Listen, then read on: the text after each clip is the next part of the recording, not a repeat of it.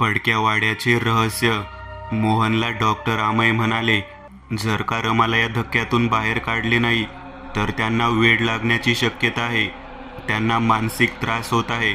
औषधांबरोबरच त्यांना या दुःखी वातावरणातून बदल म्हणून कुठेतरी मोकळ्या ठिकाणी फिरायला घेऊन जा.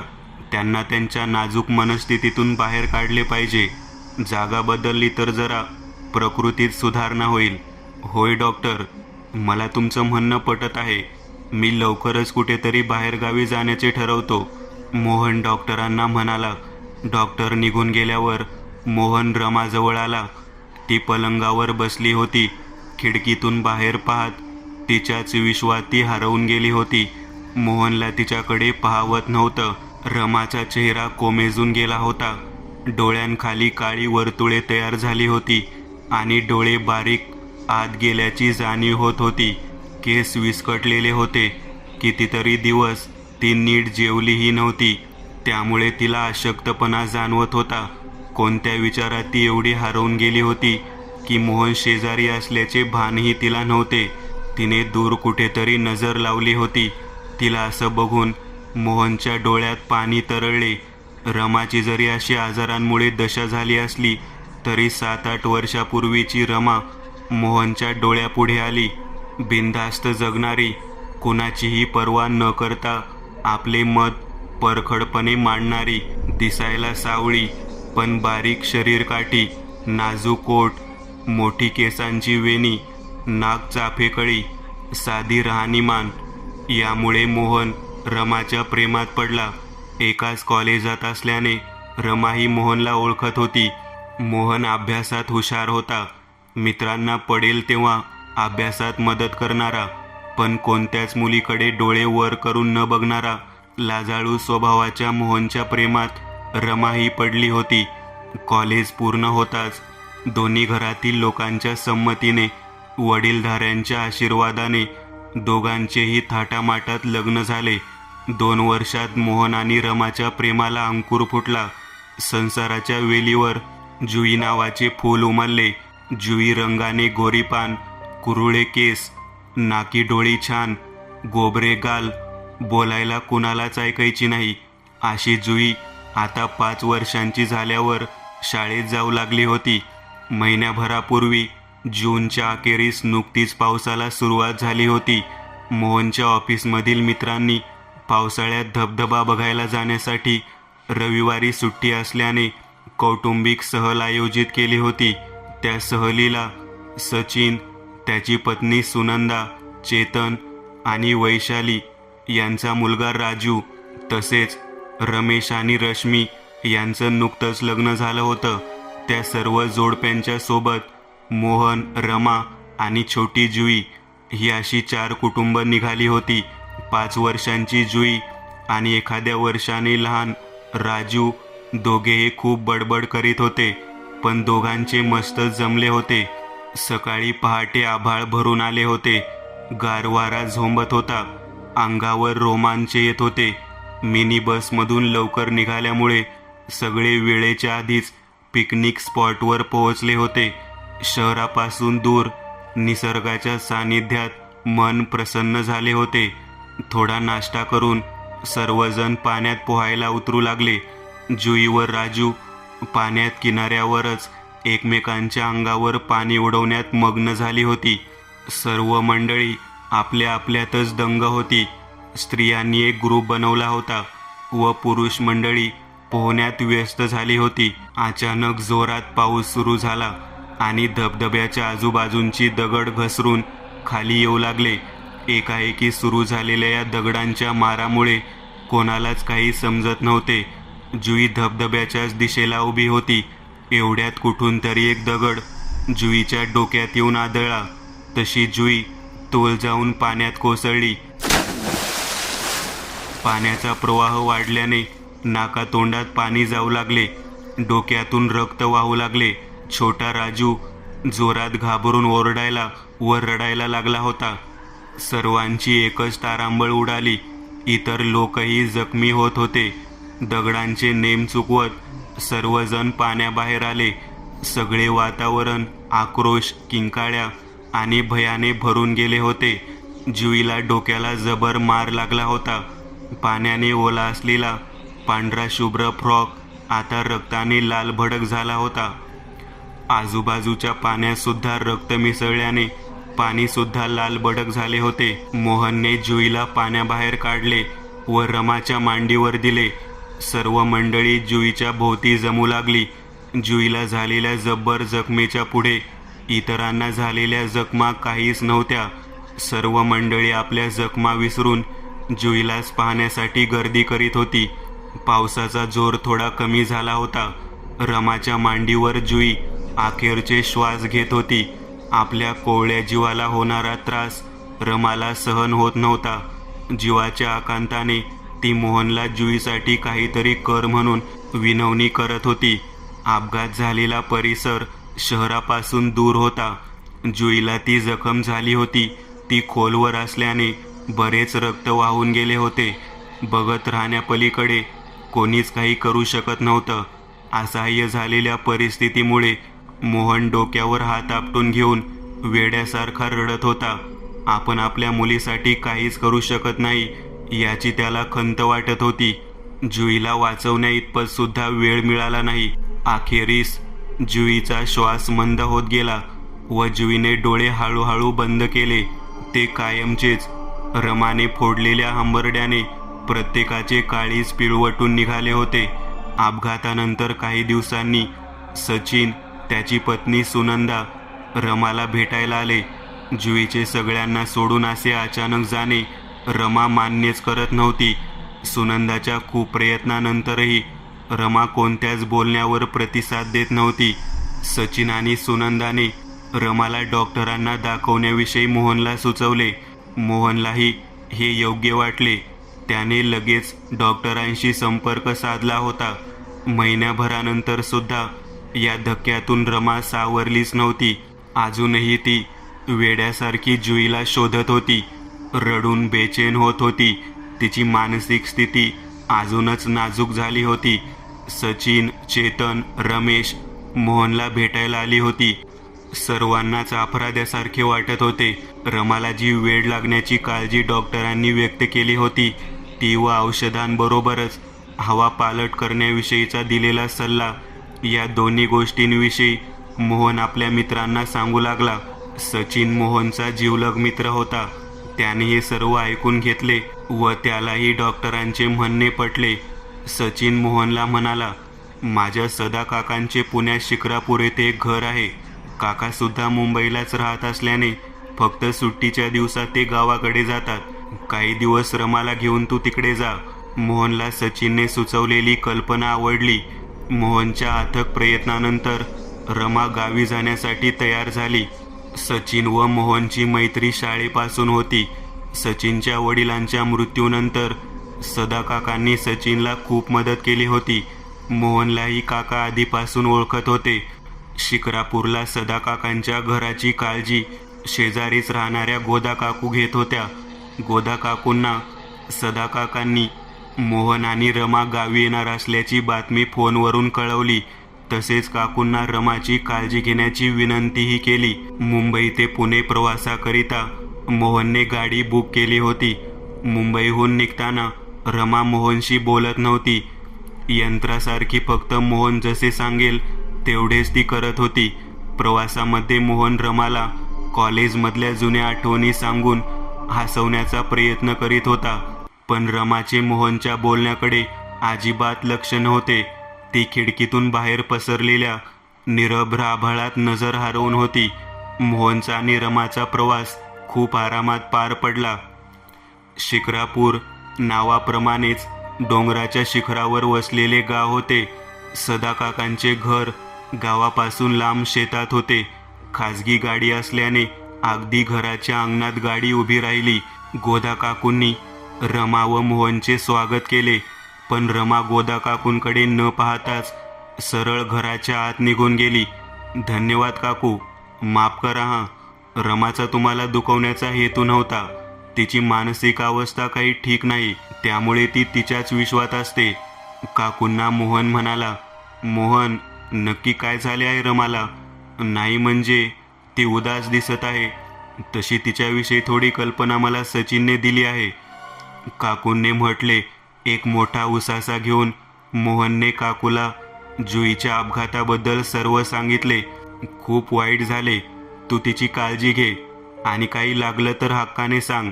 रमा मला माझ्या मुलीसारखीच आहे. काकू हसून मोहनला म्हणाली. गोदा काकू वयाने 60च्या असाव्यात, पण किरकोळ शरीरयष्टीमुळे त्यांची चपळाई दिसून येत होती. नऊवारी लुगडे, कानात कुड्या, हातात काचेच्या बांगड्या, गळ्यात तुळशीची माळ, कपाळावर आबिराचा टिका, सैलसर केसांचा आंबाडा. त्यांनी डोक्यावरून पदर घेतला होता. गोदा काकूंना एक मुलगी होती, अनुजा. तिचे लग्न झाले होते. मुलगा अनिल हा तालुक्याच्या गावी मोठ्या सरकारी कार्यालयात काम करीत होता. तालुका गावापासून लांब असल्याने तो तालुक्यातच राहत होता. प्रत्येक आठवड्याच्या शेवटी अनिल घरी येऊन जात असे. गोदा काकू एकटीच राहत असल्याने काकूंनी शालूला घरकामासाठी ठेवले होते. गोदा काकूंनी शालूला आवाज दिला तशी शालू घरातून लगबगीने बाहेर आली व गाडीतील सामान घेऊन घरात जाऊ लागली. गोदा काकूंनी शालूची ओळख करून दिली. ती वयाने रमाच्याच वयाची होती. दिसायला जरा सावळी, गुडघ्यापर्यंत नऊवारी काष्टी नेसलेली, केसांची गाठ मारून केस मोकळे सोडलेले, कपाळावर कुंकवाची चंद्राची कोर लावलेली, गळ्याबरोबर काळ्या मण्यांचे डोरले असा तिचा पेहराव होता. तिला सतत बडबड करायची सवय होती. पोट भरण्यासाठी शालू पडेल ती कामे करीत असे, मग ती शेतीची असो किंवा घरकाम. तिचा नवरा स्वतःची जमीन नसल्यामुळे दुसऱ्याच्या शेतात गडी म्हणून काम करीत असे. सकाळीच न्याहारी करून भाकर घेऊन तो शेतावर जात असे. शालूला गोदा काकूंनी 2 दिवसांपूर्वीच पाहुणे येणार आहेत व घरात साफसफाई व जेवणाची कामे करावी लागतील असे बजावले होते. शालूलाही दिवसभर उन्हात शेतात राबण्यापेक्षा दिवसभर घरकाम आणि रमाची काळजी घेण्याची जबाबदारी फायदेशीर वाटली. गाडी परत शहराकडे निघून जाताच गोदा काकूही आपल्या घराकडे निघाली, पण जाताना मोहनला म्हणाली, मी शालूला सर्व कामे समजावून सांगितले आहेत. मोहनने होकारार्थी मान हलवली. घराच्या आवारात जरा हात लांब करीत आळस देता देता घराचे व आजूबाजूचे सगळीकडचे मोहन निरीक्षण करू लागला. शहरातील कामाच्या धावपळीच्या व दगदगीच्या जीवनापासून लांब आलेल्या मोहनला मोकळ्या हवेमुळे जरा बरे वाटत होते. काकांचे हे घर म्हणजे छोटा बंगलाच होता. झोपायच्या 2 खोल्या, स्वयंपाकघर, देवघर, घरासमोर अंगण होते. या अंगणाला तुळशी वृंदावनामुळे शोभा आली होती. समोरच्या दिशेला काही अंतरावर गोदा काकूंचे घर होते. तेही या घराप्रमाणेच बांधून घेतले होते. पूर्वी, बऱ्याच वर्षांपूर्वी सदा काकांनी आणि गोदा काकूच्या नवऱ्याने म्हणजेच गोपाळरावांनी गावातल्या गजबजाटापासून शांत निवांतपणासाठी शेतातच घरे बांधून घेतली होती. ही दोन्ही घरे सोडली तर काही नाही. अजून कोणतीच घर दिसत नव्हती. बाकी इतर लोकांची शेतजमीन तिथे होती. शेतात काही शेतकरी कामे करत होती. लांब लांब दूरवर उभा होता एक जुना पडका वाडा. दिवसभरात शालूच्या प्रेमळ स्वभावामुळे रमाचे आणि शालूचे मैत्रीचे संबंध तयार झाले. शालू रमाला सांगत होती, ताई तुम्ही लय शिकलाय ना. मला बी शिकायचं होतं, पण बापानं माझं लवकर लगीन लावून दिलं. खर्चापुरतं शिकवलं. शालूच्या भराभर काम उरकत बडबड करण्याच्या स्वभावामुळे रमा थोडी तिच्या दुःखातून बाहेर येऊ लागली होती. शालू आपलं काम करीतच रमाला काही काही विचारून नाहीतर गावातल्या काही गोष्टी सांगून तोंडाचा पट्टा चालूच ठेवीत होती. पण शालूच्या अशा वागण्याने एक चांगलं घडलं. रमाला आपल्याच विचारात गुंतायला वेळच मिळत नव्हता. शालूमुळे का होईना ती जरा माणसात आल्यासारखी वागू लागली. संध्याकाळी स्वयंपाक आटपून शालू गावात आपल्या घराकडे निघून गेली. आजूबाजूच्या शेतातील शेतकरीही आपली कामे संपवून घराकडे गेले होते. सगळीकडे हळूहळू अंधाराचे साम्राज्य पसरू लागले. रात्री जेवण झाल्यावर मोहन घराच्या अंगणात फेऱ्या मारत होता. आकाशात सुंदर चांदणे पसरले होते. मोहन कोणत्या तरी विचारात गढला होता. मोहनला पाहून रमाही आपली कामे आटोपून स्वतःहून पहिल्यांदाच घराबाहेर अंगणात आली होती. रमामध्ये झालेला हा सकारात्मक बदल मोहनला सुखावून गेला. रमा कित्येक दिवसांनी आशिष जुईच्या झालेल्या अपघातानंतर पहिल्यांदा मोहनला येऊन बिलगली होती. जुईनंतर तिला जपण्यासाठी मोहनची होणारी तारेवरची जी कसरत चालली होती ती तिनेही अनुभवली होती. जे झाले त्यात कुणाचाच दोष नव्हता. मग मोहनला ती का शिक्षा देत आहे हा प्रश्न तिला सतावत होता. त्याचीही परवड तिला बघवत नव्हती. मोहनवरच्या प्रेमामुळे ती तिचे दुःख विसरू पाहत होती. आपणही मोहनला सांभाळून घेतलं पाहिजे या विचाराने ती आता प्रेमात पुढाकार घेत होती. आज खूप दिवसांनी रमा मनसोक्त मोहनशी गप्पा मारत होती. हळूहळू गप्पा झाल्यानंतर ते दोघे झोपायला आतल्या खोलीत गेली. आज कित्येक दिवसांनी मोहन आणि रमा जुईला विसरण्याच्या प्रयत्नात यशस्वी झाले होते. पुन्हा एकदा पहिल्यासारखे एकमेकांच्या सहवासात एकत्र आले होते. आपले दुःख विसरून रमा आणि मोहन मायेने एकमेकांच्या डोळ्यात पाहू लागले. मोहनने रमाला आपल्या मिठीत घेतले. रमाच्या प्रेमाच्या जादूमुळे खूप दिवसांनी आज मोहन शांत झोपला होता. रमा मात्र झोप येत नसल्यामुळे विचार करत होती. मोहन जुईच्या अपघातानंतर मला सावरण्यात एवढा गुंतला की कामधंदा सोडून फक्त मला नैराश्यातून कसं बाहेर काढता येईल या प्रयत्नात तो स्वतः आजारी दिसू लागला होता. गाढ झोपलेल्या मोहनच्या चेहऱ्यावरचे शांत भाव टिपण्यात रमा हरवून गेली होती. इतक्यात वातावरणात थंड गारवा निर्माण झाला. अचानक वादळ यावं तसं जोरजोराने वारा वाहू लागला. भेदरलेल्या पक्ष्यांची पंख फडफडू लागले. घराबाहेर 2-4 कुत्र्यांचे ओरडण्याचे आवाज येऊ लागले. घरातील खिडकीच्या दारांच्या फळ्या एकमेकांवर आदळू लागल्या. या आवाजाने मोहनची झोप मोड होऊ नये म्हणून रमा खिडकी बंद करण्यासाठी अलगद उठली. एवढ्यात घराच्या मागच्या बाजूला तोंड असणाऱ्या खिडकीतून बाहेर डोकावले असता घराबाहेरील वातावरण वेगळेच भासू लागले होते. बाहेर वाऱ्यामुळे माती व वाळलेली झाडांची पाने उडत होती. जणू काही वादळ सुटले होते. दूरवरून कोणीतरी हाका मारत आहे असे रमाला भासू लागले. घराच्या मागे थोड्या दूरवर एक वाडा दिसत होता. एवढ्या लांबूनही वाड्यातील दिव्यांचा लखलखाट लक्ष वेधून घेत होता. रमाला थोडे नवल वाटले. संध्याकाळपासून तिचे इकडे वाड्याकडे लक्ष कसे गेले नाही या विचारात नकळत घरातून बाहेर आली. तिची पावले आपोआप त्या वाड्याच्या दिशेने पडू लागली. रातकिड्यांच्या आवाजात रमाने चालायला सुरुवात केली. रात्रीच्या अंधाराबरोबर खूप धुके पसरलेले होते. त्यामुळे काही नीट दिसतही नव्हते. धुक्यातून वाट काढत अंधारात थोडे चालल्यावर रमाला वाड्याच्या अंगणात चंद्रप्रकाशात एक लहान मुलगी झाडाला बांधलेल्या झोपाळ्यावर झोके घेताना दिसली. रमाला असे वाटले तिची छोटीशी जुईच तिथे झोपाळ्यावर झोके घेत आहे. जवळजवळ जुईच्याच वयाच्या या मुलीने जुन्या पद्धतीचे परकर पोलके घातले होते. 2 वेण्या, रंगाने गोरीपान, पायात घुंगरांचे पैंजण, हसताना गालाला पडणारी खळी ती एखाद्या बाहुलीसारखी भासत होती. तिचे झोके घेताना खळखळून हसणे पाहून हळूहळू रमा त्या झोपाळ्याच्या दिशेने चालू लागली. ती मुलगी खेळण्यात एवढी रंगली होती की तिला रमाची येण्याची चाहूलच लागली नाही. रमा तिच्या जवळ जाऊन प्रेमाने तिच्या डोक्यावर हात फिरवू लागली. तशी ती मुलगी कावरीबावरी झाली. रमा तिला प्रेमाने गोंजरू लागली. त्या मुलीला स्पर्श करताच रमाला गहीवरून आले. नकळत जुईच्या आठवणीने रमाच्या डोळ्यातून अश्रू वाहू लागले. अनोळखी रमाला पाहून त्या मुलीने तिच्या आईला हाका मारल्या. तशी वाड्याच्या आतून एक बाई लगबगीने वाड्याच्या बाहेर अंगणात आली. तिची उंची बेताची होती.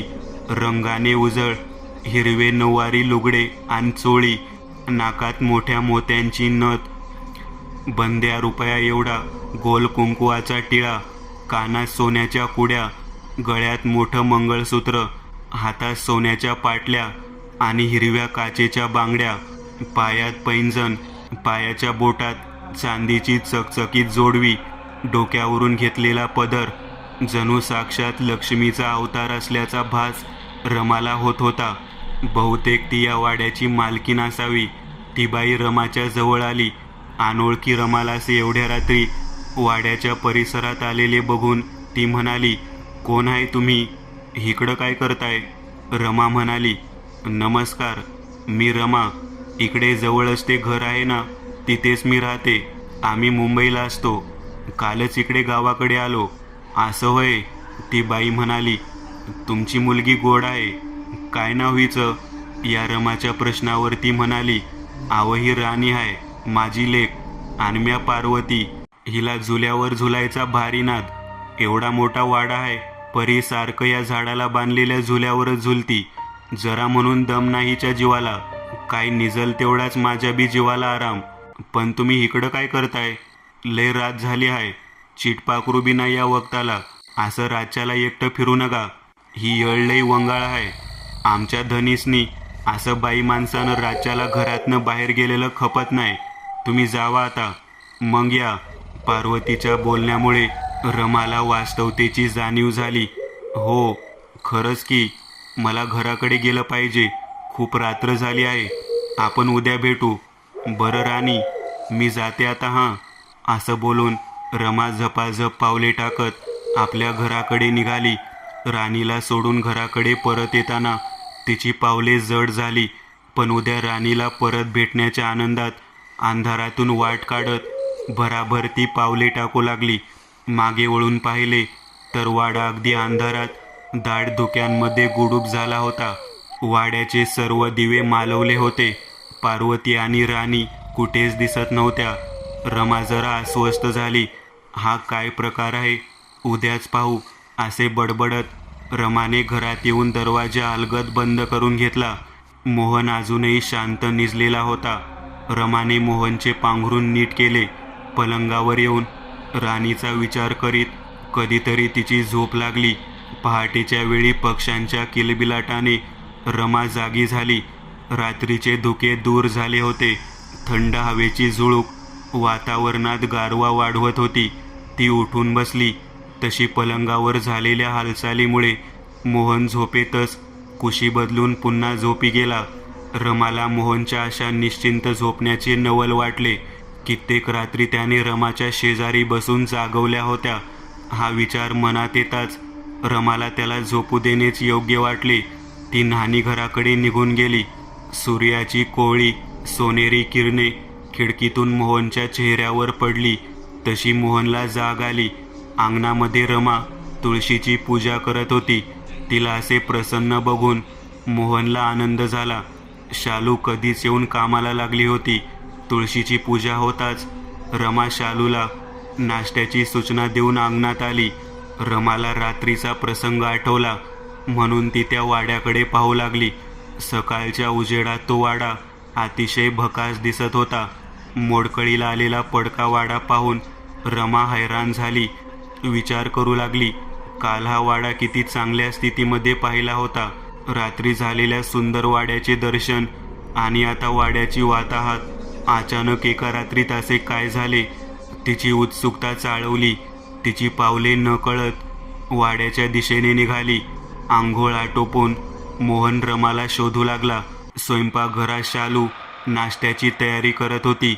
मोहनने तिच्याकडे रमाची चौकशी केली तर शालू म्हणाली, बाईसाहेब इथेच असतील. नाश्त्यामध्ये काय करायचं सांगत होत्या. मग लगेच आता कुठं गेल्या? मला काय बी ठाव नाही. शालूचे उत्तर ऐकून मोहन काळजीने आजूबाजूला रमाला हाका मारू लागला. मोहनला वाटले रमा काकूंच्या घरी तर गेली नसेल. इतक्यात गोदा काकूंनाच आपल्या घराच्या दिशेने येताना पाहून मोहनने काकूंना विचारले, रमा आली आहे का तुमच्याकडे? काकूंनी काळजीने नाही असे उत्तर दिले. मग रमा कुठे गेली असे शब्द मोहनच्या तोंडी आले. दोघेही एकमेकांकडे पाहत होते. इतक्यात गोदा काकूला दूरवर वाड्याकडे हालचाल दिसू लागली. काकूंच्या चेहऱ्यावर चिंतेचे भाव दिसू लागले. काकूंच्या काळजात धस झाले. त्या मोहनला म्हणाल्या, तू लवकरात लवकर त्या वाड्याकडे जा. बहुतेक रमा तिकडे गेली आहे. यावर मोहन म्हणाला, यात घाबरण्यासारखे काय आहे? गोदा काकू म्हणाली, मी नंतर सांगते. तो वाडा शापित आहे, तिचा जीव धोक्यात आहे, तू घाई कर. हे ऐकताच मोहन जीवाच्या आकांताने धावतच वाड्याकडे निघाला. रमा मंत्रमुग्ध होऊन वाड्याच्या अंगणात उभी होती. वाडा अगदी जीर्ण झाला होता. काल जो झोपाळा पाहिला होता तो तुटलेल्या अवस्थेत होता. रमाला काही सुचत नव्हतं. काल जे मी पाहिले ते स्वप्न होतं का, असा ती विचार करू लागली. कारण काल पाहिलेल्या सुंदर वाड्याचे रूपांतर आज पडीक वाड्यात झाले होते. रमाला विश्वास बसत नव्हता. अशा प्रकारे वाड्यात झालेल्या चमत्कारिक बदलावामुळे रमाला वाड्यात जाण्याचा मोह होऊ लागला. राणीचा शोध घेतल्याशिवाय या वाड्याचे गुपितही कळणार नाही, म्हणून रमा वाड्यात जाण्यासाठी ती वाड्याच्या पायरीवर पाय ठेवणारच होती. इतक्यात तिला खांद्यावर हाताचा स्पर्श जाणवला. पटकन रमाने मान मागे वळवली. पाहते तर तिच्या मागे मोहन होता. मोहनने तिला हाका मारल्या होत्या, पण त्या तिच्या कानांपर्यंत पोहोचल्याच नव्हत्या. मोहन रमाजवळ आला. तू इथं काय करते आहेस? मी तुला किती शोधलं. मोहन जरासा रागानेच बोलला. तशी रमा मोहनला म्हणाली, मी काल रात्रीच्या वेळी हा वाडा दिव्यांनी उजळून निघालेला पाहिला होता, पण आता हा वाडा पडका कसा? तसेच मी काल इथे एका जुईच्या वयाच्या मुलीला तिच्या आईबरोबर या वाड्याच्या अंगणात या झोपाळ्यावर झोके घेताना पाहिले. रमाने रात्री वाडा आणि राणी व तिच्या आईबद्दल आलेला अनुभव मोहनला सांगितला. मोहन अवाक होऊन सर्व ऐकत होता. रमाने जे सांगितले ते ऐकून मोहनला विश्वासच बसत नव्हता की जो हा पडीक वाडा आहे तो काल चांगल्या स्थितीत होता, आणि इकडे रमाने एका बाईला व मुलीला पाहिले. मोहनला गोदा काकूचे बोलणे आठवले. काहीतरी या वाड्यामध्ये वाईट शक्तीबद्दल, त्यात रमाची मानसिक स्थिती बरोबर नसल्याने तिला भास होत असावा असे मोहनला वाटले. मोहनने रमाची वाड्याच्या बाबतीत आपण परत तपास करूया. आता तू घराकडे चल आणि काहीतरी खाऊन घे. मोहन आणि रमा दोघेही घरी परत आले. गोदा काकू आणि शालू चिंतेने त्या दोघांची वाट बघत अंगणातच बसल्या होत्या. त्या दोघांना पाहून काकूंना खूप आनंद झाला. त्या देवाचे खूप खूप आभार मानू लागल्या. शालूला दोघांच्या अंगावरून भाकर तुकडा वाळून टाक असे म्हणू लागल्या. काकूला घाबरलेल्या बघून मोहन त्यांची समजूत घालू लागला. घाबरण्यासारखे काही नाही, तुम्ही उगीच काळजी करत आहात. यावर काकू म्हणाल्या, तुम्ही दोघेही सुखरूप घराकडे आलात याचा आनंद आहे, पण तुम्हाला तिकडे काही धोका जाणवला नाही का? यावर रमा म्हणाली, मला एक कोडे पडले आहे. आज जो वाडा मी बघितला तो अगदीच खंडर झाला आहे, पण काल रात्रीच मी त्या वाड्यात गेले होते. रात्री वाड्याचे सौंदर्य डोळ्यात भरण्याजोगे होते, त्यामुळे मला तिकडे जाण्याचा मोह आवरला नाही. तिथे मला एक मुलगी आणि एक बाई भेटली. उद्या भेटू, आता खूप रात्र झाली आहे असे सांगून त्या बाईने मला परत घराकडे पाठवले. आणि आज मी भेटायला गेले होते तर त्या वाड्याची अवस्था खराब होती, पण राणी आणि त्या बाईचा कुठेच पत्ता नव्हता. पडलेल्या अवस्थेत असलेला वाडा पाहून मी संभ्रमात आहे. हा पडलेला वाडा सत्य आहे की काल मी जे वाड्याचे सुंदर रूप पाहिले ते मला पडलेले स्वप्न होतं? काकूंना काय बोलावे हे समजत नव्हते. त्या शालूकडे बघत होत्या. शालूही घाबरली होती. काकू म्हणाल्या, माझी चूक झाली. मला तुम्हाला या गावात आल्यास त्या वाड्याविषयी कल्पना द्यायला हवी होती. माझे तुम्हाला एवढे सांगणे आहे की इकडे आहात तोपर्यंत त्या वाड्याकडे जाण्याचे टाळा. तो शापित वाडा आहे. वाड्यामध्ये काय आहे माहीत नाही, पण आज कित्येक वर्ष तो वाडा तसाच उन्हात पावसात उभा आहे. मला माहीत नाही की रमा काल वाड्यात जाऊनही ती सुखरूप कशी आहे, किंवा आता तुम्ही दोघेही सुखरूप घरी कसे आलात. आतापर्यंत असे कधीच घडले नाही.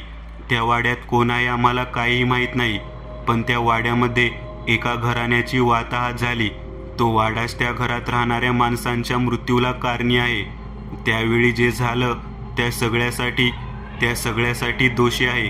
ज्या दिवशी त्या घरातल्या शेवटच्या व्यक्तीचा मृत्यू झाला तेव्हापासून त्या वाड्याकडे कोणीही गेले नाही.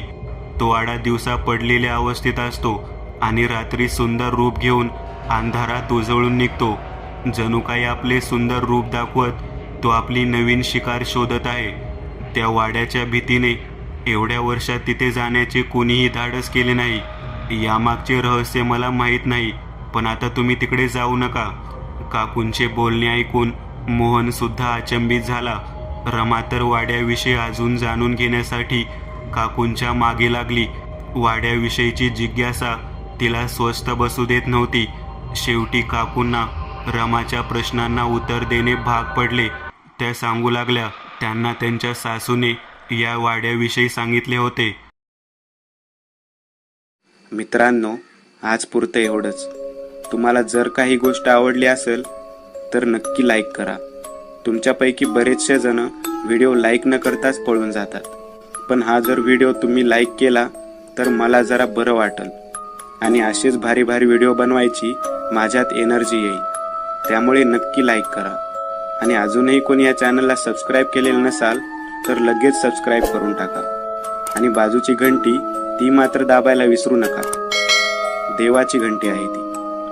चला तर मग पुन्हा भेटूया अशीच एक आगळी वेगळी गोष्ट घेऊन पुढच्या